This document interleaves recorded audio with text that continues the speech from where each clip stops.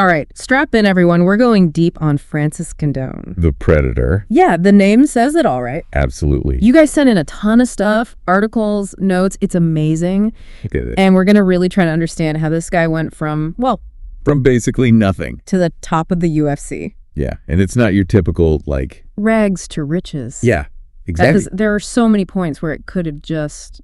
It could have ended before it even began, basically. Yeah. You know, we're talking about Bautier, Cameroon. Okay, paint the picture for me. I mean, poverty wasn't just like a statistic. It was real. It was life, you know? The excerpts mentioned working in a sand quarry at 10 years old. 10 years old, yeah. 10. I was like, I don't know, playing video games at 10 or something. This is backbreaking labor. Yeah. Hauling rocks, earning, a pittance just to survive. To help his family. Yeah, his family. And this was after his parents had already split, right? Yeah, added another layer of hardship. It's so easy to say someone has determination, but to see it like forged in that. In that fire. Yeah, it hits different. And that's what's so incredible about this story is, you'd think a kid in that situation, their only focus is just getting through the day. Yeah. But in Ngannou, he had this vision, Where did that even come from? Mike Tyson. Oh. Another fighter who came from nothing. Right. And it sparked something in him. So even surrounded by all that struggle. Yeah. He's picturing himself as a fighter. A champion. That's wild. And that vision, however fragile, became his North Star. And at 26, he risks everything to get to Europe. Yeah, talk about that journey. I mean, we're talking Sahara Desert, detention centers. Yeah, the excerpts barely scratch the surface. The things that he endured. Of what he went through. It's unbelievable. Imagine the mental fortitude. Right. To not just survive that, but come out the other side. And still be chasing that dream. Yeah. I mean, most people, that would have been it. Right there, yeah. Game over. Yeah. But he arrives in Paris. Homeless, sleeging rough. Wow. And that dream is still burning. It's like this inner fire that just won't quit. Unbelievable. Okay, so we've got this incredibly driven guy. Right. But he comes to MMA late in the game. Late. Very late. Yeah, really late. 22. Yes, 22. That's when he starts training seriously. Oh, wow. No prior martial arts background. Okay. Nothing. So he has to learn everything. From scratch. From zero. Wrestling, jiu-jitsu. It's mid-20s. Imagine trying to pick that up. When other guys have been doing it since they were, Since they were kids, yeah. Kids? Yeah. That's a steep learning curve. It is. And not just learning, he has to excel. He has to. Immediately. He has to win. Because he has to. To eat, to send money back home. Yeah. That's pressure most of us can't even fathom. No way. It's like every fight is do or die. Literally. And here, this is where that raw athleticism starts to shine through that power. The Predator, yeah. The Predator. I've seen some of those early highlights. Oh, yeah. It's like a human wrecking ball. Yeah. But there's more to it, right? There is more to it, absolutely. And just brute force. Right. And that's where his 2018 title fight against Stipe Miocic is crucial. Becomes so important. Yeah. It's not just a loss. Yeah. It exposed some things. Gaps in his technique. Yeah. Particularly his ground game. Oh, okay. And his stamina. So it was a tactical challenge. As much as a physical one. Ah, interesting. And what's remarkable is that Ngannou he didn't crumble. Yeah. He used it as fuel. As a blueprint for improvement. So this is where it gets really interesting for me because reading through all this stuff, it seems like this loss sparks a major shift. Absolutely. In his approach. It's not just about power anymore. Yeah. It's about honing his skills. Yeah. Becoming more well-rounded. Becoming a more complete fighter. Okay. He goes back to the drawing board. Yeah. Wrestling, cardio, fight IQ. Like he's leveling up, basically. Yeah. Going from a force of nature to a finely tuned weapon. And that's what sets the stage for the comeback. Oh, yeah. Which, I mean, culminates in the rematch with Miocic. Yeah. But we got to save that because I'm already getting chills just thinking about it. Ngannou basically rebuilding himself from the ground up after that loss to Miocic. He's added all this new stuff to his arsenal, but was he able to put it all together right away? Well, the thing is, it wasn't just about like adding techniques, Right. It was like a mental shift too. Okay. He starts picking opponents apart. Dissecting their styles, finding those weaknesses. So it's a smarter, more calculated Predator. Absolutely. That had to be scary for the other guys. Yeah. Oh, absolutely. Goes on a tear. Yeah. Just racking up wins. And you can feel that momentum building. Towards the rematch. Towards that rematch with Miocic. Okay, before we get there, yeah, I want to talk about something else I saw in these sources. Okay. The softer side of Ngannou. Right. The philanthropic work. Yeah.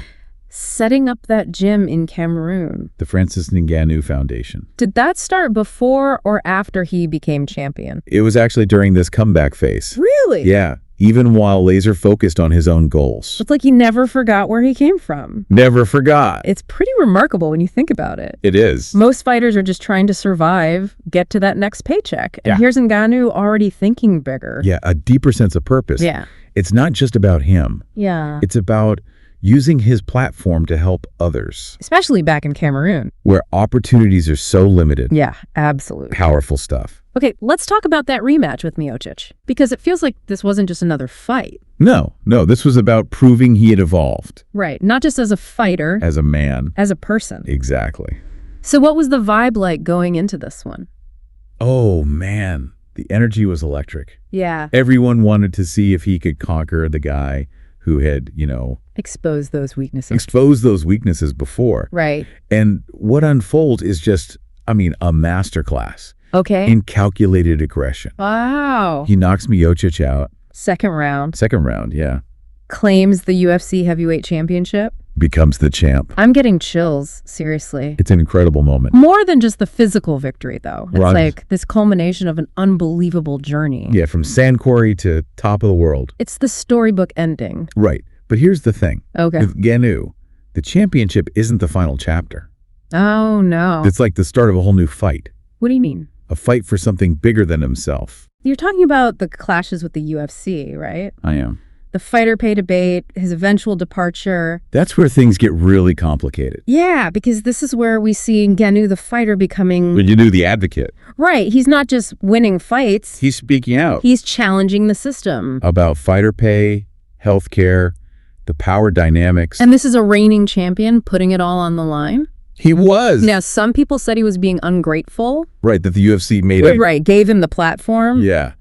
But his argument... They had merit. They did. Like, he realized the title wasn't enough. Right. He wanted to change the game. For all fighters. This is where his story becomes more than just sports. Yeah. It's about principles versus profit. He walks away from the UFC. The biggest stage in MMA. Because he felt undervalued, mistreated. It was a bold move. It shook the industry. Did he make the right call, though? That's the $1,000,000 question. Leaving the UFC is like... Like leaving Hollywood?